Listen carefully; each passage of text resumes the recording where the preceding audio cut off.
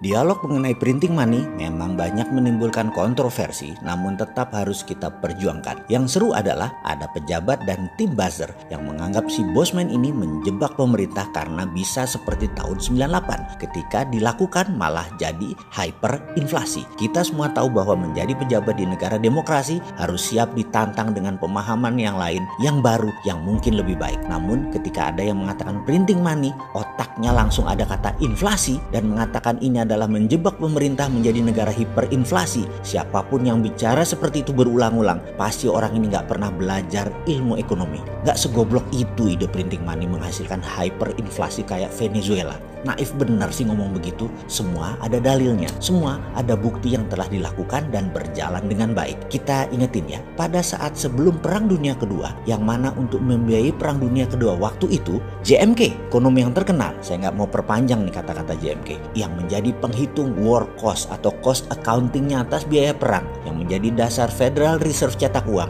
di mana dia sebelumnya juga mendapat pekerjaan yaitu menghitung Project Relief Amerika dari Great Depression. JMK menghitung pembangunan Amerika berbasis infrastruktur statis jalan bebas hambatan dari tahun 1933 ke 1936 dalam pemerintahan FDR, Franklin Roosevelt. Dengan formasi criss-cross Amerika, ada 11 dari timur barat, ada 13 dari utara selatan dengan ribuan anak jalanan. Juga berbarengan infrastruktur dinamis juga diberikan dana untuk membangun industri permesinan yaitu kendaraan bermotor, membangun instalasi listrik, dan segala kebutuhan rumah tangga. Dana tersebut dari mana? Cetak uang berbasis proyek yang bernama New Deal.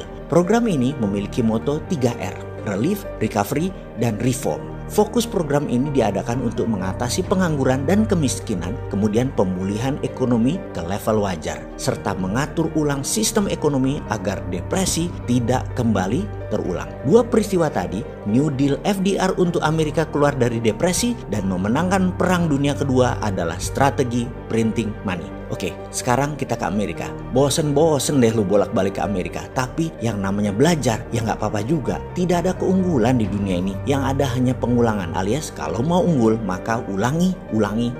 Semua sahabat tahu saya mendukung Bernie Sanders yang ternyata digusur oleh oligarki Partai Demokrat yang pemikirannya tua. Bernie digeser untuk memuluskan Joe Biden. Padahal Joe Biden pendosa yang gampang nanti dikalahkan Trump. Namun namanya juga oligarki kekuasaan. Kalau Bernie menang, kita semua tahu Bernie punya Green New Deal, di mana asisten kampanyenya ahli keuangan Stephanie Kelton jadi JMK-nya FDR New Deal versi sekarang. Bernie kalau jadi presiden Amerika, maka dia akan punya musuh bukan China, bukan dunia Islam, bukan Timur Tengah, tapi dia memutuskan musuh utamanya adalah masalah lingkungan hidup. Dia anti fossil oil, dia anti nuklir uranium, dia anti batu bara dan sangat mendukung perbaikan alam. Dia mendukung baterai dan energi terbarukan. Dia akan perang dan akan printing money per tahun 3.000 billion atau 3 triliun dolar untuk perang memperbaiki lingkungan hidup. Ini seru kalau Bernie menang, tapi dunia farmasinya Partai Demokrat, dunia militeri kompleknya Republikan bubrah. Bernie hanya perang di dua front. Satu, lingkungan hidup. Dua, komunis. Komunis itu musuh abadi demokrasi dan lingkungan hidup musuh perusahaan minyak, gas, batu bara, dan nuklir uranium dan hal-hal yang mengurangi oksigen karena penebangan pohon dan lain sebagainya. Ini beda dengan Trump. Ini beda dengan agenda Partai Demokratnya Biden, Obama, dan Clinton. Singkat cerita, Bernie disingkirkan. Kini terkadang timbul kekosletan otak si Sontoloyo ini. Selain konsep MMT di dalam membangun Indonesia yang tidak bisa diterima oleh para menteri yang pro IMF juga pro obor, maka mungkin baru bisa dijalankan setelah mereka tidak menjabat. Walau saya menyayangkan ketidakberanian mereka saat ini, mengingat mereka masih 4 tahun lagi berkuasa. Jadi buang-buang waktu untuk Indonesia jadi negara terbesar di dunia. Atau mungkin mereka memang tidak mau dicatat sejarah sebagai pejuang kedaulatan Indonesia berikutnya. Mereka maunya dicatat sebagai orang yang manut dengan IMF dan obor Tiongkok. Ya nggak apa-apa juga, namanya juga pilihan hidup, silahkan dilanjut. Jadi